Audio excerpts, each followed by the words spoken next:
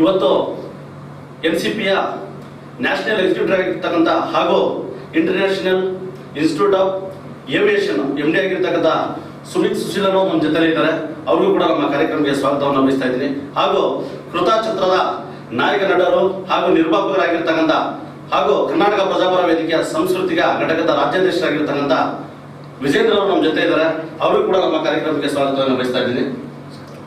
ವೀಕ್ಷಕರೇ, ನಿಮ್ಗೆಲ್ಲ ಗೊತ್ತಿರೋ ಹಾಗೆ ಇವತ್ತಿಂದ ನಮ್ಮ ಪ್ರಧಾನಿ ಮೋದಿ ಅವರು ಏನು ಚೈನೀ ಆಪ್ಗಳು ಏನಿದ್ದಾವೆ 59 ಆಪ್ಗಳು ಇವತ್ತಿಂದನೂ ಸ್ಥಗಿತಗೊಳಿಸಿದ್ದಾರೆ. ಇದು ನಮ್ಮ ಇಡೀ ಭಾರತದ ಒಂದು ಜನತೆಯ ಒಂದು ಜಯ ಅಂತ ಹೇಳ್ಬೋದು.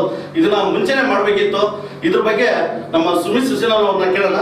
सर, अभी आज से जो चाइना का 59 ऐप्स बैन किया, उसके बारे में क्या बताना चाहते हैं? मैं तो सबसे पहले धन्यवाद करना चाहता हूँ कन्नड़ चैनल से कि हमारे लास्ट इंटरव्यू के बाद हमने ये इनिशिएटिव लिया था कि हम बोले थे उनको कि अगर अरब कंट्रीज बैन कर सकता है किसी भी सॉफ्टवेयर को, तो इंडियन कंट्री और इंडियन गवर्नमेंट क्यों नहीं बैन कर सकता। उस चीज का असर हुआ है और आज कल रात ही रात उन्होंने 59 ऐप को बंद करवा दिया गया और ये बहुत अच्छा इनिशिएटिव है। गवर्नमेंट देख रहे हैं कि इलेक्शन पास आ रहे हैं, स्टेट के बिहार के इलेक्शन पास आ रहा है, तो वो कोई भी चांस नहीं लेना चाहते कि जहाँ पे उनको लगे कि वो पब्लिक के साथ नहीं है और हमारे जवानों के साथ में नहीं है। तो ये बहुत अच्छा इनिशिएटिव है जो 59 ऐप बंद करा गया है अभी, और अब मौका मिलेगा इंडियन सॉफ्टवेयर डेवलपर्स को कि वो मार्केट में आए और अपना सॉफ्टवेयर डेमोन्स्ट्रेट करें। और मैं अपने सारे भारतवासियों से रिक्वेस्ट करूंगा कि आप इंडियन ऐप्स को ज़्यादा से ज़्यादा डाउनलोड कीजिए और सारे जो 59 ऐप बंद हुए हैं उसका रिप्लेसमेंट इंडियन ऐप में देखिए, आपको मिलेगा। और मुझे पता है इसी के सहारे हमारा जो इकोनॉमी है और स्ट्रांग होगा और हम चाइना को फाइनेंशियली हिट कर पाएंगे। ಈಗ ಚೈನಾದ ಏನು 59 ಆಪ್ನ ಬ್ಯಾನ್ ಮಾಡಿದ್ದಾರೆ ನಮ್ಮ ಭಾರತದಿಂದ, ಇದ್ರ ಬಗ್ಗೆ ವಿಜೇಂದ್ರ ನೀವೇನು ಹೇಳಕ್ಕೆ ಸಾಧ್ಯ? ಈ ಅಭಿಪ್ರಾಯ ಇದ್ರ ಬಗ್ಗೆ? ಚೈನಾ ಆ್ಯಪ್ನ ಬ್ಯಾನ್ ಮಾಡಿರೋದು ಒಂದು ರೀತಿ ಸಂತೋಷನೇ, ಇನ್ನೊಂದು ರೀತಿ ಇದು ನಮಗೆ ಇದು ಬೇಕಿತ್ತ ಅನ್ನೋ ಕ್ವಶನ್ನು ಇವತ್ತು ಬಂದಿದೆಯಲ್ಲ, ಅದು ಒಂದು ಲೆಕ್ಕದಲ್ಲಿ ತಪ್ಪು ಅಂತ ನನ್ನ ಅನಿಸಿಕೆ. ಯಾಕೆ ಅಂದ್ರೆ ಈ ಚೈನಾ ಆ್ಯಪ್ಗಳಿಂದ ಏನೇನೆಲ್ಲ ಎಫೆಕ್ಟ್ ಇದೆ ಅಂದ್ಬಿಟ್ಟು ಅವರು ಇವತ್ತು ನಮ್ಮ ಕೇಂದ್ರ ಸರ್ಕಾರ ಹೇಳ್ತಾ ಇದೆ. ನಮ್ಮ ಡೇಟಾಸ್ಗಳು ಕರೀತಾರೆ, ನಮ್ಮ ಮೇಲೆ ದಾಳಿ ಮಾಡೋದಕ್ಕೆ ಇದೊಂದು ದಾರಿ ಅಂತೆಲ್ಲ ಹೇಳ್ತಾ ಇದೆ. ಇದನ್ನ ಮುಂಚಿತವಾಗಿ ಇವ್ರಿಗೆ ಅರ್ಥ ಮಾಡ್ಕೊಳಕ್ಕಾಗಿಲ್ವಾ? First point. ಎರಡನೇದಾಗಿ ಇವಾಗ ಇಷ್ಟು ದಿನ ಈ ಚೈನಾ ಆ್ಯಪ್ ಇವಾಗ ಜನರ ಹತ್ರ ಒಂದು ಜಾಗೃತಿ ಮೂಡಿಸ್ತಾ ಇದ್ದಾರೆ, ನಮ್ಮ ದುಡ್ಡು ಅಷ್ಟು ಹೋಗ್ತಾ ಇದೆ ಇಷ್ಟು ಹೋಗ್ತಾ ಇದೆ ಅಂತ. ಇವಾಗ ನಮ್ಮ ದೇಶಕ್ಕೆ ಯಾವ ತರ ಆ್ಯಪ್ಗಳು ಬೇಕು, ನಮ್ಮ ದೇಶದ ಜನಕ್ಕೆ ಖುಷಿ ಪಡಿಸೋದಕ್ಕೆ ಎಂತೆಂತ ಸಿಸ್ಟಮ್ ಬೇಕು ಅಂದ್ಬಿಟ್ಟು ಎಲ್ಲೋ ಗೊತ್ತಿರೋ ಚೈನಾದವ್ರಿಗೆ ಗೊತ್ತು, ನಮ್ಮ ಭಾರತಕ್ಕೆ ಗೊತ್ತಿಲ್ವಾ? ಈ ಆ್ಯಪ್ ಮೂಲಕ ನಮ್ಮ ಡೇಟಾಸ್ ಕರೀತಾರೆ ಅಂತ ಗೊತ್ತು, ಆಮೇಲೆ ನಮ್ಮ ಜನಕ್ಕೆ ಏನೇನು ಸಂತೋಷ ಇದೆ, ಯಾವ್ದಾದ್ರಲ್ಲೆಲ್ಲ ನಮ್ಮ ಜನ ಎಂಟರ್ಟೈನ್ಮೆಂಟ್ ತಗೊಂತಾರೆ, ಯಾವ್ದನ್ನ ಅಡ್ವಾಂಟೇಜ್ ಆಗಿ. ನೀವು ಒಂದು ಚಲನಚಿತ್ರ ನಟ, ಕನ್ನಡ ಚಲನಚಿತ್ರ ನಟ, ನಿಮ್ಮ ಒಂದು ಚಿತ್ರ ಬಿಡುಗಡೆ ಆಯಿತು, ಒಂದು ತಕ್ಕ ಮಟ್ಟಿನ ಯಶಸ್ಸನ್ನು ಕಾಣ್ತು, ಜನ ನೋಡಿದ್ದಾರೆ, ಅದರ ಬಗ್ಗೆ ಜನ ಅಭಿಪ್ರಾಯ ವ್ಯಕ್ತಪಡಿಸಿದ್ದಾರೆ. ಈಗ ಎಲ್ಲೋ ಒಂದ್ ಕಡೆ ಈ ಚೈನಾ ಆಪ್ನ ಟಿಕ್ಟಾಕ್ ನ ಬಳಸ್ಕೊಂಡು ಎಷ್ಟೋ ಜನ ಸ್ಟಾರ್ಗಳಾಗಿದ್ದಾರೆ. ಈಗ ಅದ್ರ ಬಗ್ಗೆ ನಿಮ್ಮ ಒಂದು ಅನಿಸಿಕೆ ಏನದು?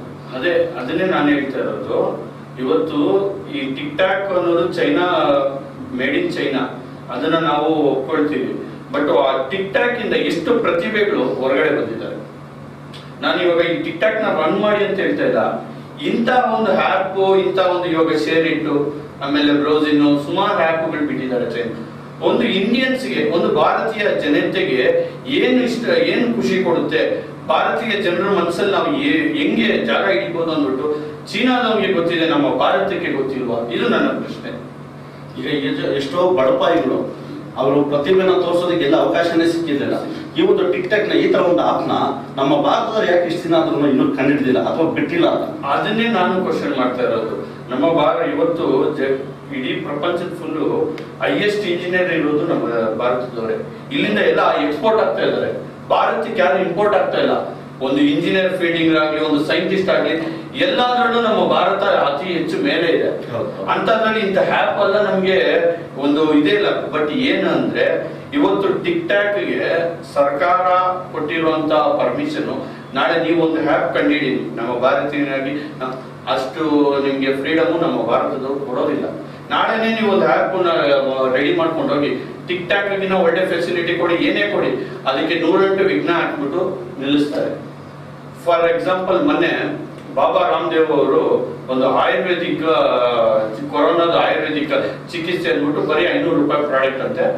ಅವ್ರು ಹೇಳ್ತಾ ಇದ್ದಾರೆ ಶೂರ್ 100ಗೆ 100% ಇದರಲ್ಲಿ ಕೊರೋನಾ ಕ್ಯೂರ್ ಆಗುತ್ತೆ ಅಂದ್ಬಿಟ್ಟು. ಅವತ್ತು ಅವ್ರು ಯಾವತ್ತು ಪ್ರೆಸ್ ಮೀಟ್ ಮಾಡಿಬಿಟ್ರು ಅವತ್ತು ಈವ್ನಿಂಗ್ಗೆ ಅದ್ರ ಮೇಲೆ ನಿಷೇಧ ಇರೋದು. ನಮ್ಮ ಭಾರತದಲ್ಲಿ ಏನೇ ಅದಕ್ಕೆ ಪರ್ಮಿಷನ್ ತಗೊಂಡಿಲ್ಲ, ಅನುಮತಿ ತಗೊಂಡಿಲ್ಲ ಅಂತ ಹೇಳ್ಬಿಟ್ಟು ಅವ್ರು ಸಂಬಂಧಪಟ್ಟ ಅಧಿಕಾರಿಗಳು ಮಾಧ್ಯಮದ ಮುಖಾಂತರ ಜನರಿಗೆ ಹೇಳಿದ್ರು. ಅದನ್ನೇ ಹೇಳಕ್ ಬಂದೆ. ಅವರು ಪರ್ಮಿಷನ್ ತಗೊಂಡಿಲ್ಲ. ಅವರು 2 ವಿವಿನಲ್ಲಿ ಅದನ್ನ ಪ್ರಯೋಗ ಮಾಡಿದ್ದಾರೆ. 250 ಪೇಷಂಟ್ ಮೇಲೆ ಪ್ರಯೋಗ ಮಾಡಿದ್ದಾರೆ. ಈ ಆಯುರ್ವೇದಿಕ ಚಿಕಿತ್ಸೆ ಇದೆಯಲ್ವಾ, ಆ ಚಿಕಿತ್ಸೆದೆಲ್ಲ ಬಂದ್ಬಿಟ್ಟು ಈ ಅಲೋಪತಿಗೆ ಮ್ಯಾಚ್ ಮಾಡಂಗಿಲ್ಲ. ಆಯುರ್ವೇದಿಕ್ ಅದೊಂದು ಗಿಡಮೂಲಿಕೆಗಳು. ಅವರು 250 ಪೇಷಂಟ್ ನಾನು ಕ್ಯೂರ್ ಮಾಡಿದ್ದೀನಿ, 2 ವಿವಿಯಲ್ಲಿ ಪ್ರಯೋಗ ಮಾಡಿದ್ದೀನಿ ಎಲ್ಲ ಹೇಳಿದ್ದಾರೆ. ಇವರು ಬ್ಯಾನ್ ಮಾಡಬಾರ್ದಾಗಿತ್ತು. ಇವರು ಸರ್ಕಾರ ಅದಕ್ಕೆ ಒಂದು ಕಾಲಾವಕಾಶ ಕೊಡಬೇಕಾಗಿತ್ತು. ಸರ್ಕಾರದಿಂದ ಒಂದ್ ಕಡೆ ಸರ್ಕಾರದ ಅನುಮತಿನ ಇವರು ಪಡೆದ್ಬಿಟ್ಟು, ಸಂಬಂಧಪಟ್ಟ ಅಧಿಕಾರಿಗಳು ಅನುಮತಿನ ಪಡೆದ್ಬಿಟ್ಟು ಇವರು ಮುಂದುವರಿಸಬಹುದಿತ್ತಲ್ಲ. ಅನುಮತಿ ಇಲ್ದೇನೆ ತಮ್ಮ ಸ್ವಇಚ್ಛೆಯಿಂದ ಇದನ್ನ ಬಿಡುಗಡೆಗೊಳಿಸಿರೋದು ಇದು ಎಷ್ಟು ಮಟ್ಟಿಗೆ? ನಾನು ಹೇಳ್ತಾ ಇರೋದು, ಇದೇ ಮೆಡಿಸಿನ್ ಒಂದು ಅಮೆರಿಕಾದವನು, ಒಂದು ಚೈನಾದವನು, ಇಲ್ಲ ಒಂದು ಸೌದಿ ಅರೇಬಿಯಾ ಯಾರೇ ಕಂಡುಹಿಡಿದಿದ್ರು ಅದ್ರ ಬೆಲೆ 5,000 ಆಗಿದ್ರು ನಮ್ಮ ದೇಶ ಬಂದ್ಬಿಟ್ಟು ಅದನ್ನ ಇಂಪೋರ್ಟ್ ಮಾಡ್ಕೊತಾ ಇತ್ತು. ನಮ್ಮ ಭಾರತದಲ್ಲಿ ನಾವು ಏನೇ ಮಾಡಿದ್ರು ಅದಕ್ಕೆ ಕೊಂಡಿ ಹಾಕೋ ಕೆಲಸನೇ ಮಾಡ್ತಾ ಬರ್ತೇವೆ ಹೊರತು ನಮ್ಮ ಸರ್ಕಾರ ನಮ್ಮ ಭಾರತ ಜನನ್ನ, ನಮ್ಮ ಭಾರತ ಪ್ರತಿಭೆಗಳನ್ನ ನಮ್ಮ ಭಾರತದಲ್ಲಿ ಗುರುತಿಸೋದೇ ಇಲ್ಲ. ಈಗ जो दुनिया के अंदर वर्ल्ड वाइड जो कोरोना डे बाय डे बढ़ता जा रहा है, डे बाय डे अभी राइज हो रहा है, इसके बारे में क्या बताना चाहिए? मैंने सुना है कि रिसेंटली जैसे उन्होंने बोला कि अभी रामदेव बाबा ने भी मेडिसिन लॉन्च किया, गवर्नमेंट उसको इमीडिएटली सेकेंड डे बैन कर दिया। गवर्नमेंट का नियत ही नहीं है कि वो कोई मेडिसिन को लेके आए अभी, क्योंकि अगर मेडिसिन आता है तो पीएम केयर फंड में पैसा कहां से आएगा? तो पीएम केयर फंड में जो पैसा आ रहा है उससे सरकार कोई भी जवाब नहीं देना चाहता। उसमें कितना आ रहा है, उससे क्या खर्च किया जा रहा है, गवर्नमेंट उसका कोई हिसाब किताब नहीं दे रहा है। और हम ये बोल सकते हैं कि ये जो पैसा है ये अगला बिहार इलेक्शन में एमएलए को खरीदने के लिए यूज किया जाएगा, क्योंकि आज की डेट में हर एमएलए का टैगिंग किया गया है 100 से 500 करोड़ के बीच में।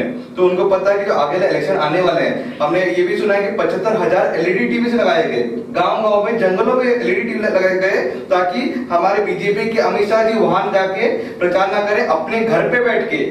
उनको कोरोना से इतना डर है कि वो अपने घर पे बैठ के प्रचार करना चाहते हैं। तो कोरोना वायरस दिन ब दिन बढ़ता जा रहा है, पर हमारे जो बीजेपी के लीडर है वो अपने घर से बाहर नहीं निकल रहे, वो सिक्योर है। पर यहाँ पे जो गरीब जनता है उनके पास कोई ऑप्शन ही नहीं है, उनको बाहर जाके काम करना पड़ रहा है ताकि वो अपने दिनचर्या अपना कुछ रोटी का अरेंजमेंट कर सके। तो गवर्नमेंट को इनिशिएटिव लेना चाहिए, और गवर्नमेंट को अब ये हाई टाइम आ चुका है जब दिन ब दिन यहाँ पे 10 से 15,000 केसेस एवरी डे आ रहा है। हमारा आज मॉर्निंग तक 5 लाख केसेस एक्सीड कर चुके हैं इंडिया में हम लोग। तो अब नॉर्मली हम पहले पॉपुलेशन में टॉप करते थे, अब कोरोना वायरस में हम टॉप करने में आ चुके हैं वर्ल्ड वाइड में। तो हम चाहते हैं गवर्नमेंट इसमें कोई इनिशिएटिव ले और कोई अच्छा फॉर्मूला निकाले, एक अच्छा कमेटी बनाए और उसमें ऐसा डिसीजन लिया जाए कि आप पूरे स्टेट को लॉक ना करें।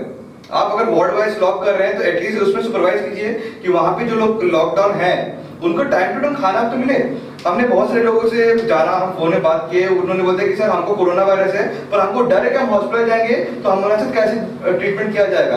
वो जानवरों जैसे ट्रीटमेंट किया जा रहा है आज की डेट में। 15-20 दिन से हर दिन भी मीडिया में जो दिखा रहे हैं, हर हॉस्पिटल का, विक्टोरिया का, राजीव गांधी का, हर हॉस्पिटल का कंप्लेंट्स है कि कोरोना पेशेंट को केयर से नहीं देख रहा, उसका ट्रीटमेंट नहीं कर रहा, कोई बाहर से गया तो पेशेंट बेड नहीं बोल रहा, इसके बारे में?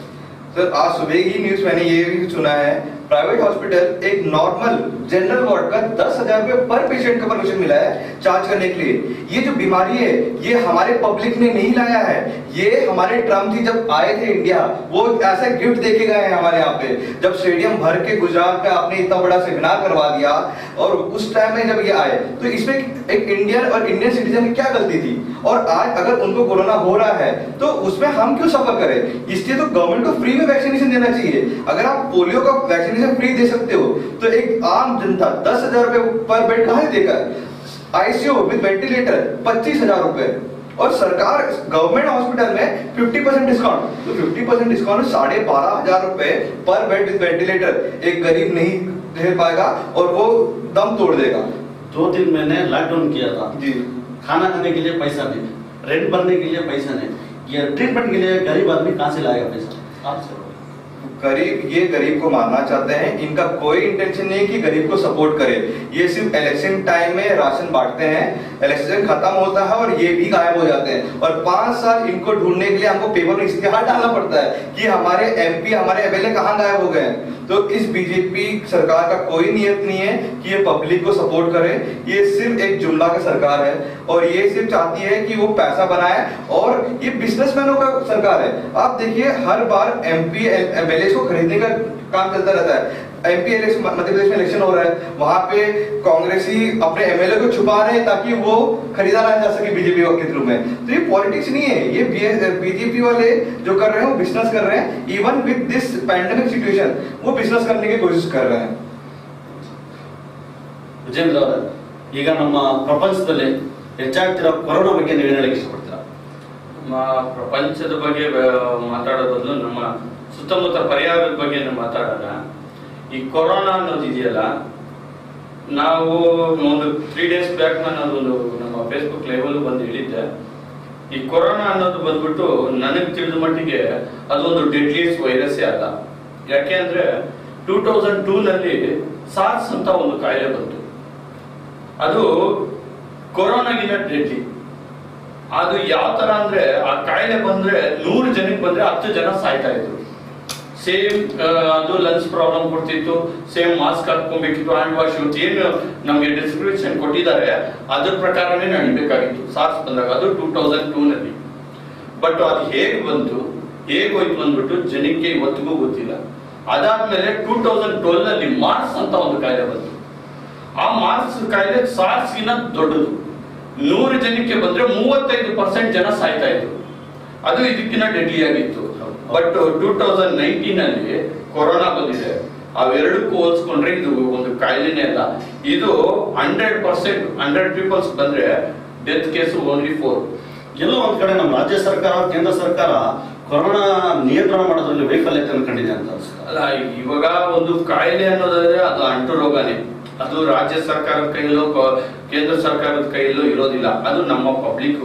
ಇದನ್ನ ನಾವು ಸರ್ಕಾರದ ಮೇಲೆ ಹಾಕೋದು ತಪ್ಪೆ. ಯಾಕಂದ್ರೆ ನಮ್ಮ ಜಾಗೃತದಲ್ಲಿ ಇದ್ದರೆ ಇವಾಗ ನಿಮಗೆ ಆಗ್ಲಿ, ಅವ್ರಿಗಾಗ್ಲಿ, ನನಗೆ ಯಾಕೆ ಕೊರೋನಾ ಬರಲಿಲ್ಲ, ಸಾರ್ಸ್ ಕಾಯಿಲೆ ಯಾಕೆ ಬರಲಿಲ್ಲ, ಇಲ್ಲ ಇನ್ನೊಂದು ಕ್ಯಾನ್ಸರ್, ಅದು ನಾವು ನಡ್ಕೊಳ್ಳೋ ರೀತಿನಲ್ಲಿ ಬರುತ್ತೆ. ನಾವು ಬಟ್ ಅದು ಬಂದ ಮೇಲೆ ಅದಕ್ಕೆ ಸ್ಪಂದಿಸಬೇಕಾಗಿರೋದು ಸರ್ಕಾರದ ಕರ್ತವ್ಯ. ಈಗ ನಮ್ಮ ವಾಹಿನಿಯಲ್ಲೇ ನಾವು ನಿನ್ನೆ ಪ್ರಸಾರ ಮಾಡಿದ್ವಿ.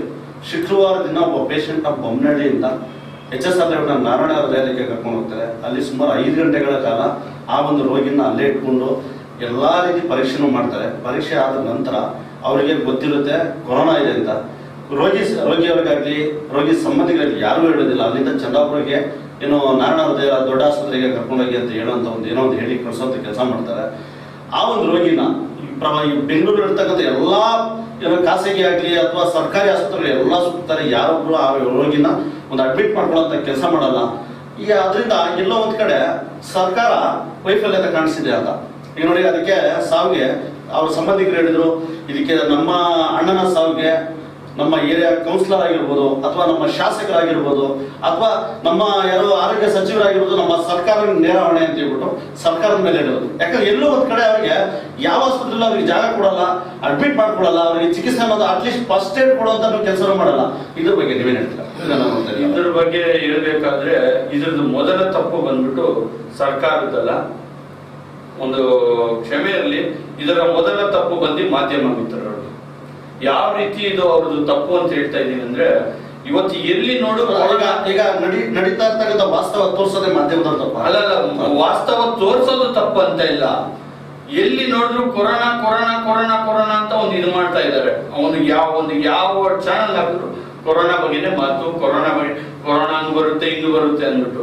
ಇವತ್ತು ಫಾರ್ ಎಕ್ಸಾಂಪಲ್ ಇವಾಗ ನೀವು ಹಾಸ್ಪಿಟಲ್ ಇದು ಹೇಳಿದ್ರಿ, ಹಾಸ್ಪಿಟಲ್ ಅಲ್ಲಿ ಅವರು ಮನುಷ್ಯರೇ, ಒಂದು ನರ್ಸ್ ಆಗಿರ್ಬೋದು, ಡಾಕ್ಟರ್ ಆಗಿರ್ಬೋದು. ಯಾಕೆ ಮನುಷ್ಯನಿಗೆ ಭಯ, ಭಕ್ತಿ ಅನ್ನೋದು ಹುಟ್ಟಲ್ಲೇ ಬಂದ್ಬಿಟ್ಟಿರುತ್ತೆ. ಅವನು ನಾನು ಬದುಕಬೇಕು. ಇವಾಗ ಫಾರ್ ಎಕ್ಸಾಂಪಲ್ ಇವಾಗ ನಿಮಗೆ ಕೊರೋನಾ ಇದೆ ಅಂದ್ರೆ ನೀವು ಕ್ವಾರಂಟೈನ್ ಅಲ್ಲಿ ಇದ್ರಿ ಅಂತ ಗೊತ್ತಿದ್ರೇನೆ ನಾನೇ ಬರ್ತಾ ಇರಲಿಲ್ಲ ಈ ಪ್ರೋಗ್ರಾಮ್ಗೆ. ಪ್ರತಿಯೊಬ್ಬರಿಗೂ ಆ ಭಯ ಇರುತ್ತೆ. ಒಂದು ಸರ್ಕಾರದ ಹತ್ರ ಹೋಗ್ಬಿಟ್ಟು ನಾವು ಮಾತಾಡಿದ್ರೆ ಈ ತರ ಮಾಡ್ತಾರೆ, ಅವ್ರು ಇವತ್ತೇ ಪ್ರೆಸ್ ಮೀಟ್ ಕರೆದು ನೀವು ಆ ತರ ಇದು ಮಾಡಬೇಡಿ, ರೋಗಿಗಳನ್ನ ಪ್ರೀತಿಸಿ ಅಂತ ಹೇಳ್ತಾರೆ. ಬಟ್ ಪ್ರೀತಿಸೋ ಧೈರ್ಯ ನಮ್ಗೆ ಬೇಕಲ್ಲ. ಅದಕ್ಕೆ ಈ ಮಾಧ್ಯಮಗಳ ಮುಖಾಂತರ ನೋಡಿ ಇದು ಈ ತರ ಇಲ್ಲ ಹಿಂಗೆ ಅಂತ ನೀವು ಅವೇರ್ನೆಸ್ ಜನಕ್ಕೆ ಧೈರ್ಯ ತುಂಬಿದ್ರೆ ಯಾವ ಹಾಸ್ಪಿಟಲ್ ಅಲ್ಲಿ ಹೋದ್ರು ಆ कोरोना पेशेंट एडमिट कर। सुमित भाई, लड़ाई में अभी जो चाइना वाले का जो मिलिट्री वाला हमारे मिलिट्री वाले को जबरदस्ती चल रहा, सेंट्रल गवर्नमेंट कुछ एक्शन नहीं ले रहा, इसके बारे में क्या बताना चाहते हैं? सेंट्रल गवर्नमेंट जो है ये अपना जो रूल्स है वो हमारे सिटीजन के ऊपर ही लगा सकते हैं। इनको लद्दाख में जो सिटीजन चल रहा है ये देखना चाहते नहीं, ये आंख बंद करके बैठे हुए हैं। हमारे जवान वहां मर रहे हैं दिन ब दिन, पर इन्होंने अपने मुंह से कोई भी स्टेटमेंट नहीं दिया। मोदी जी आते हैं न्यूज में, बस हमारे लिए नेगेटिव न्यूज ही लेके आते हैं। जब भी वो आते हैं, चाहे वो नोटबंदी हो, चाहे वो जीएसटी हो, चाहे वो लॉकडाउन हो, कभी भी उनको पॉजिटिव कुछ रिस्पॉन्स नहीं मिलता। अब देखिए साहब अपने जवानों जो वहाँ पे शहीद हो रहे हैं उसके ऊपर एक्शन उठाना चाहिए, इंस्टेंट एक्शन उठाना चाहिए। पर इनका जो जोर चलता है वो सिर्फ पाकिस्तान के साथ चलता है, क्योंकि उनको पता है कि पाकिस्तान बहुत कमजोर देश है, उनके साथ वो आराम से जीत जाएंगे। पर जब ये आती है बात चाइना की तो वो चुप हो जाते हैं वहाँ पे, क्योंकि वो अपना रिलेशन खराब नहीं करना चाहते, क्योंकि उनको पता है वहाँ से बहुत इकोनॉमिक सपोर्ट मिलता है इनको, सरकार को डोनेशन मिलते हैं वहाँ से। तो इस कारण ये उनसे लड़ना नहीं चाहते, इस कारण वो चुप बैठे हैं, जिसकी खामियाजा हमारे जो जवान है वो भुगत रहे हैं वहाँ पे। ವಿಜೇಂದ್ರ ಅವರ, ಈಗ ನಿಮಗೆ ನೀವು ನೋಡ್ತಾ ಇದ್ದೀರ ಮಾಧ್ಯಮಗಳಲ್ಲಿ ಸುಮಾರು ಒಂದು ತಿಂಗಳಿಂದ ಏನೋ ಲಡಾಖ್ನಲ್ಲಿ ನಮ್ಮ ಸೈನಿಕರು, ನಮ್ಮ ದೇಶದ ಸೈನಿಕರ ಮೇಲೆ ನಡೀತಾ ಇರ್ತಕ್ಕಂಥ ಸೀನಿಯರ್ ಒಂದು ಬಾಳಿಕೆ ನಮ್ಮ ಕೇಂದ್ರ ಸರ್ಕಾರ ಯಾವುದೇ ರೀತಿ ಕ್ರಮನ ಜರುಗಿಸ್ತಾರೆ, ಇದ್ರ ಬಗ್ಗೆ ನೀವು ಏನು ಹೇಳಕ್ಕೆ ಇಷ್ಟಪಡ್ತೀರಾ? ನಿಮ್ಮ ಅಭಿಪ್ರಾಯ? ಇದು ಒಂದು ತಿಂಗಳದ್ದು ಸಮಸ್ಯೆ ಅಲ್ಲ. ನೀವು ನಮಗೆ ಸ್ವತಂತ್ರ ಬಂದಾಗಿಂದ ನೋಡಿ, ಈ ಯುದ್ಧ ಸಮಯಗಳಲ್ಲಿ ಆಗ್ತಾ ಇದ್ದಿದ್ದು ಸಾವು ನೋವುಗಳು ಇವಾಗ ಯುದ್ಧ ಹಿಂದೆ ಆಗ್ತಾ ಇದೆ ನಮ್ಮ ಸೈನಿಕರ ಮೇಲೆ. ಹೋದ ವರ್ಷ ಪುಲ್ವಾಮಾ ಅಟ್ಯಾಕ್ ಇರ್ಬೋದು, 44 ಜನ ಸೈನಿಕರು ಸತ್ರು. ಮೊನ್ನೆ ಲಡಾಖ್ ಅಲ್ಲಿ ಆಗಿದ್ದು 20 ಜನ ಸೈನಿಕರು ಸತ್ರು. ಇದೆಲ್ಲ ಬಂದ್ಬಿಟ್ಟು ಒಂದು ಯುದ್ಧದಲ್ಲಿ ಸಾಯ್ತಾ ಇದ್ದ ಅಂತ ಪರಿಸ್ಥಿತಿ, ವಾತಾವರಣ ಇದ್ದಿದ್ದು ಇವತ್ತು ನಾರ್ಮಲ್ ಡೆತ್ ಆಗ್ತಾ ಇದಾವೆ. ನಾರ್ಮಲ್ ಅಂದ್ರೆ ಒಂದು ಯುದ್ಧ ಇಲ್ಲ, ಒಂದು ಇದಿಲ್ಲ, ಏನಿಲ್ಲ. ಅದಕ್ಕೆ ನಮ್ಮ ಕೇಂದ್ರ ಸರ್ಕಾರ ಇದರಲ್ಲಿ ವೈಫಲ್ಯತೆ ಎದ್ದು ಕಾಣ್ತಾ ಇದೆ. ಇವರು ಬರೀ ಭಾಷಣಕ್ಕೆ ಮಾತ್ರ ನಾವು ರೈತರ ಪರ, ನಾವು ನಮ್ಮ ಸೈನಿಕರ ಪರ ಅಂತ ಹೇಳ್ತಾ ಇದ್ದಾರೆ ಹೊರತು ನಿಜವಾಗ್ಲೂ ನಮ್ಮ ಸೈನಿಕರುಗಳಿಗೆ ಯಾವುದೇ ರೀತಿಯ ಒಂದು ಅನುಕೂಲನೂ ಈ ಸರ್ಕಾರದಿಂದ ಆಗ್ತಾ ಇಲ್ಲ. ಇನ್ನೊಂದು ಏನಂದ್ರೆ, ಈ 60 ವರ್ಷದಿಂದ ನಮ್ಮ ಸೈನಿಕರು ಎಷ್ಟು ಜನ ಮೃತಪಟ್ಟಿದ್ದಾರೋ ಈ 7 ವರ್ಷದಲ್ಲಿ ಅದಕ್ಕೆ 2ರಷ್ಟು ಮೃತಪಟ್ಟಿದ್ದಾರೆ. ನಾನು ಇದು ಯುದ್ಧದ್ದು ಬಿಟ್ಟು ಬೇರೆ ಸನ್ನಿವೇಶಗಳಲ್ಲಿ ಒಂದು ಉಗ್ರರನ್ನ ಅಟ್ಯಾಕ್ ಮಾಡೋದ್ರಲ್ಲಾಗಿರ್ಲಿ, ಇನ್ನೊಂದ್ರಲ್ಲಾಗಿರ್ಲಿ, ಆ ಸಮಯದಲ್ಲಿ ನಮ್ಮ ಯೋಧರು ಈ 60 ವರ್ಷದಲ್ಲಿ ಏನ್ ಸತ್ತಿದ್ದಾರೋ ಈ 7 ವರ್ಷದಲ್ಲಿ ಆ 2ರಷ್ಟು ಸತ್ತಿದ್ದಾರೆ. ಒಂದೇ ಒಂದು ಅಟ್ಯಾಕ್ಗೆ 44 ಜನ ನಮ್ಮ ಯೋಧರು ಸಾಯ್ತಾರೆ ಅಂದ್ರೆ ನಮ್ಮ ವೈಫಲ್ಯತೆ ಅದೇ ಕಾಣುತ್ತೆ. ಎಲ್ಲೋ ಒಂದ್ ಕಡೆ ಸೈನಿಕರು ಅಂದ್ರೆ ಅವ್ರು ಸಹಾಯಕ್ಕೋಸ್ಕರನೇ ಇದಾರೆ ಅಂತ ಇದ್ರು ಕೆಲವರು ನಾಯಕರುಗಳು ಫಿಕ್ಸ್ ಆಗ್ಬಿಟ್ಟಿದಾರ. ಅದೇ ಇಲ್ಲಿ ಇವಾಗ ನಮಗೂ ಅದೇ ಡೌಟ್ ಬರ್ತಾ ಇದೆ. ಇಷ್ಟು ದಿನ ನಾವು ನೋಡಿ, ನಾವು ಚಿಕ್ಕ ವಯಸ್ಸಲ್ಲಿ ಇರ್ಬೇಕಾದ್ರೆ ಒಂದು ಆರ್ಮಿ ಗಾಡಿ ಹೋದ್ರೆ ಅದರಿಂದ ಸುಮಾರು ಒಂದು 1/2 ಕಿಲೋಮೀಟರ್ ಓಡ್ಕೊಂಡು ನಾವು ಟಾಟಾ ಮಾಡ್ತಾ ಇದ್ವಿ. ಅಂದ್ರೆ ಆ ಚಿಕ್ಕ ವಯಸ್ಸಿಂದಾನೇ ನಮ್ಗೆ ಆ ಮಿಲಿಟರಿ ಅಂದ್ರೆ ಅಷ್ಟು ಪ್ರೀತಿ, ವಿಶ್ವಾಸ ಎಲ್ಲ. ಇವತ್ತಿಗೂ ಅವ್ರು ನೋಡಿದ್ರೆ ಒಂದು ಗೌರವ. ಅಂದ್ರೆ ಇವತ್ತಿನ ದಿನಗಳಲ್ಲಿ, ಅವತ್ತಿನ ದಿನದಲ್ಲಿ ಅವ್ರು ನಮ್ಮ ದೇಶ ಕಾಯೋರಾಗಿದ್ರು. ಇವತ್ತು ನೀವು ಹೇಳ್ತಾ ಇದ್ದೀರಾ ಈ ತರ ಯೋಧರು ಇರೋದೇ ಸಾಯೋಕ, ಆ ಡೌಟ್ಗಳು ಇವಾಗ ನಮ್ಗೆ ಬರ್ತಾ ಇದೆ. ಅವತ್ತು ಸೈನಿಕರು ಇರೋದು ದೇಶ ಕಾಯೋಕೆ ಅನ್ಕೊಂಡಿದ್ವಿ, ಇವತ್ತು ಗಡಿನಲ್ಲಿ ಸಾಯೋಕೆ ಅಂತ ಆ ಡೌಟ್ಗಳು ಬರ್ತಾ ಇದೆ. ಈಗ SSLC ಎಕ್ಸಾಮ್ ನಡೀತಾ ಇದೆ. 100 ಜನ ಪೋಷಕರ, ವಿದ್ಯಾರ್ಥಿಗಳ ವಿರೋಧದ ನಡುವೆ ಹಾಗೂ ವಿರೋಧ ಪಕ್ಷದವರು ಸಹ SSLC ಪರೀಕ್ಷೆ ಮಾಡಬಾರ್ದು ಮಕ್ಕಳಿಗೆ, ಏನು ಚಿಕ್ಕ ವಯಸ್ಸಿನ ಮಕ್ಕಳು, ಬೇಗ ಕೊರೋನಾ ಅಟ್ಯಾಕ್ ಆಗುತ್ತೆ ಅವರಿಗೆ, ಬೇಡ ಇದು SSLC ಎಕ್ಸಾಮ್ ಮಾಡೋದು ಬೇಡ ಅಂತ ಹೇಳ್ಬಿಟ್ಟು ಹೇಳಿದ್ರು. ಅದರ ಇಷ್ಟು ವಿರೋಧದ ನಡುವೆ SSLC ಎಕ್ಸಾಮ್ ನಡೆಸ್ತಾ ಇದ್ದಾರೆ. ಅದ್ರ ಬಗ್ಗೆ ನಿಮ್ಮ ಅಭಿಪ್ರಾಯ?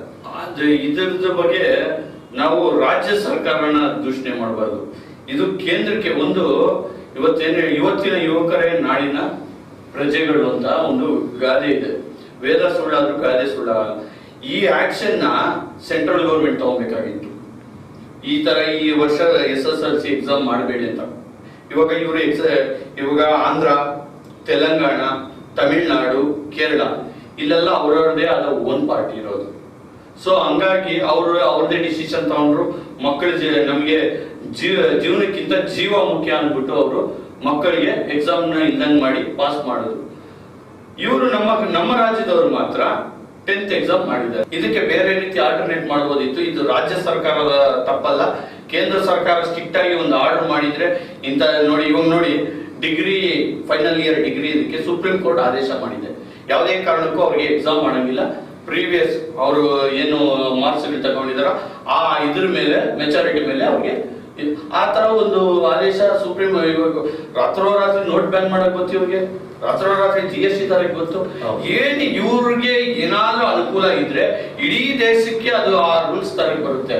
ಆದ್ರೆ ಜನರ ಅನುಕೂಲ ಅಂತ ಬಂದಾಗ ನಿಮ್ಮ ಸ್ಟೇಟ್ ನೀವು ನೋಡ್ಕೊಳ್ಳಿ ಅಂದ್ಬಿಡ್ತಾರೆ.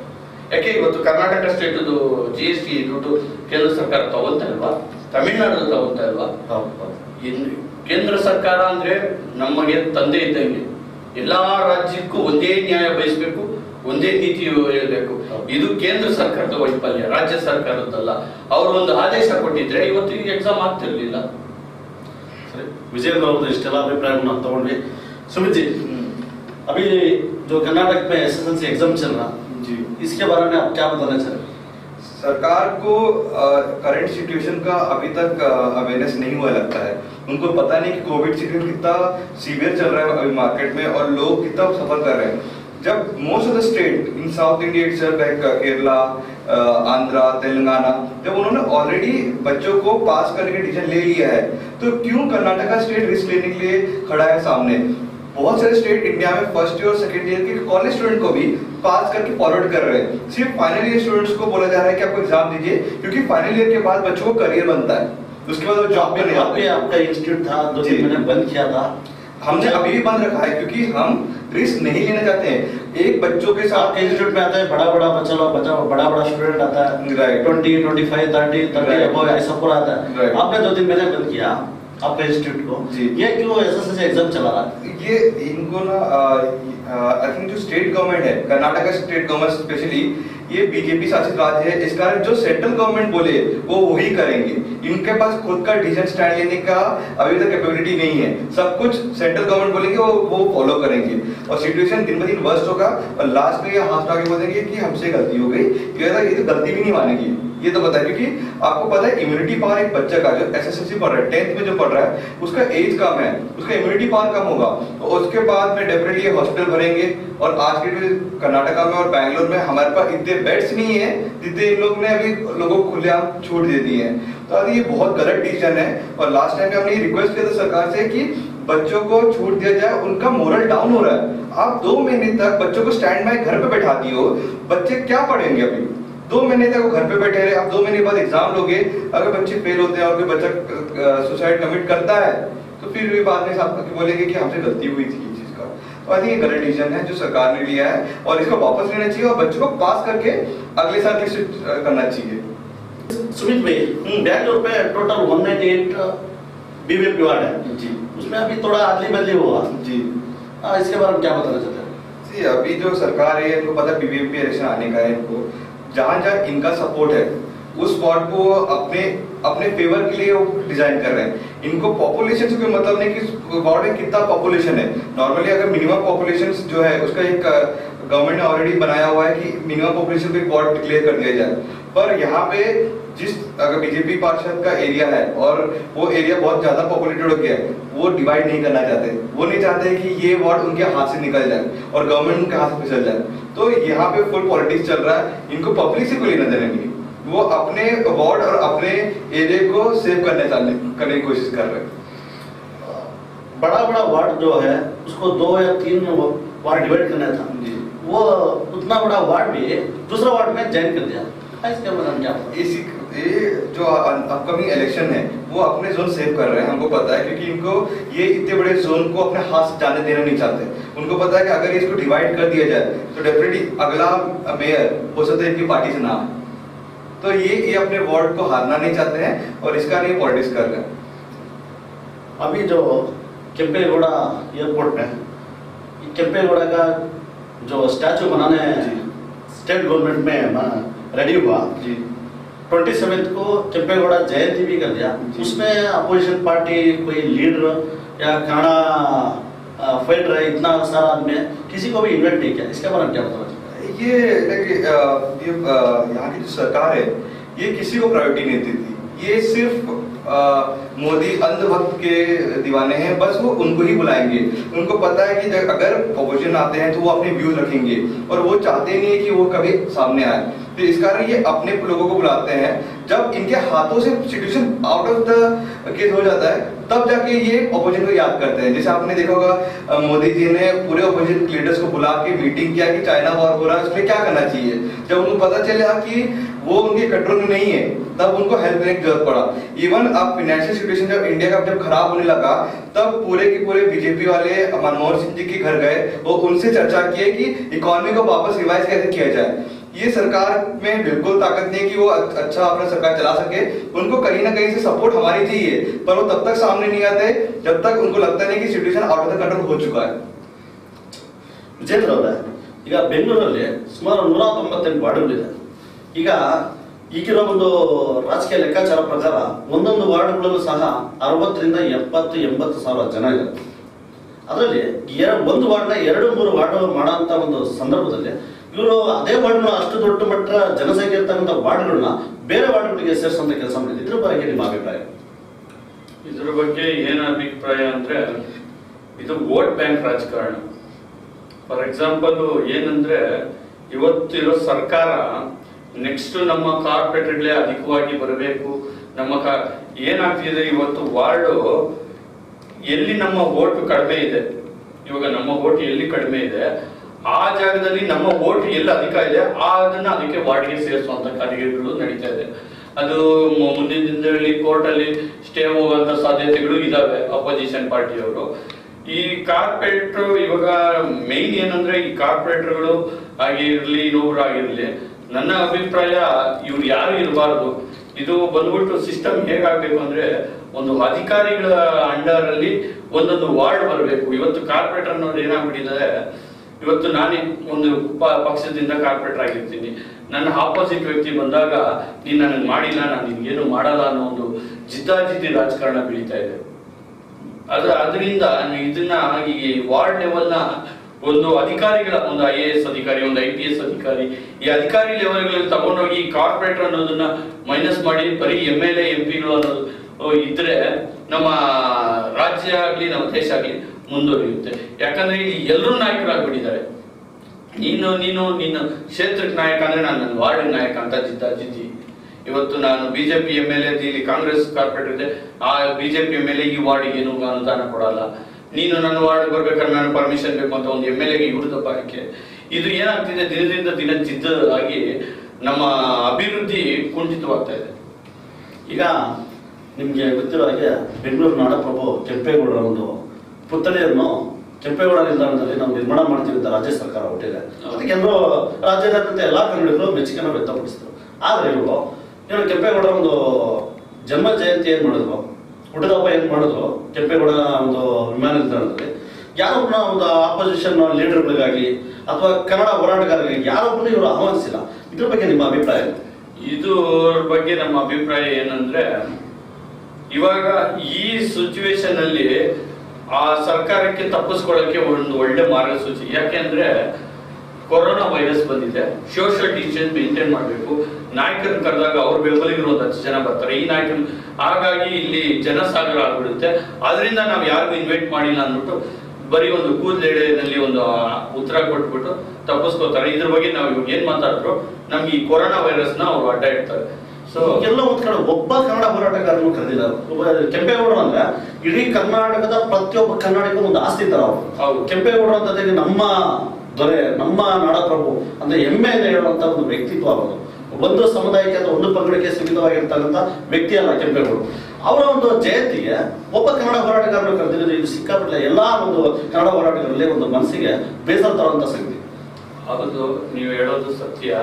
ಇಲ್ಲಿ ಏನಾಗ್ತಿದೆ ಅಂದ್ರೆ ಕೆಂಪೇಗೌಡರನ್ನ ಒಂದು ಸಮುದಾಯಕ್ಕೆ ಮಾತ್ರ ಸೀಮಿತ ಅನ್ನೋ ಲೆಕ್ಕದಲ್ಲಿ ಕೆಲವರು ರಾಜಕಾರಣಿಗಳು ನಡೆಸ್ಕೊಂತ ಇದ್ದಾರೆ.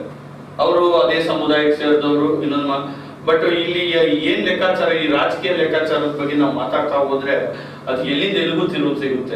ಇವಾಗ ನಮ್ಮ ರಾಜ್ಯದಲ್ಲಿ ಮತ್ತೆ ದೇಶದಲ್ಲಿ ರಾತ್ರಿ 8 ಗಂಟೆಯಿಂದ ಗಂಟೆವರೆಗೂ ಹಾಗೂ ಪ್ರತಿ ಭಾನುವಾರ ಲಾಕ್ಡೌನ್ ಮಾಡಬೇಕು ಅಂತ ಏನು ಹೊರಟಿದಾರ, ಇದರಿಂದ ಕೊರೋನಾ ನಿಯಂತ್ರಣ ಆಗುತ್ತಾ? ಖಂಡಿತ ಆಗುತ್ತೆ. ಆದ್ರೆ ರಾತ್ರಿ 8 ಗಂಟೆಯಿಂದ ಬೆಳಗ್ಗೆ ಬೆಳಗ್ಗೆ 5 ಗಂಟೆವರೆಗೂ ಲಾಕ್ಡೌನ್ ಕರ್ಫ್ಯೂ ಅಂತ ಇರ್ತಾರೆ. ಅದರಿಂದ ಯಾವುದೇ ರೀತಿ ಪ್ರಯೋಜನ ಇಲ್ಲ.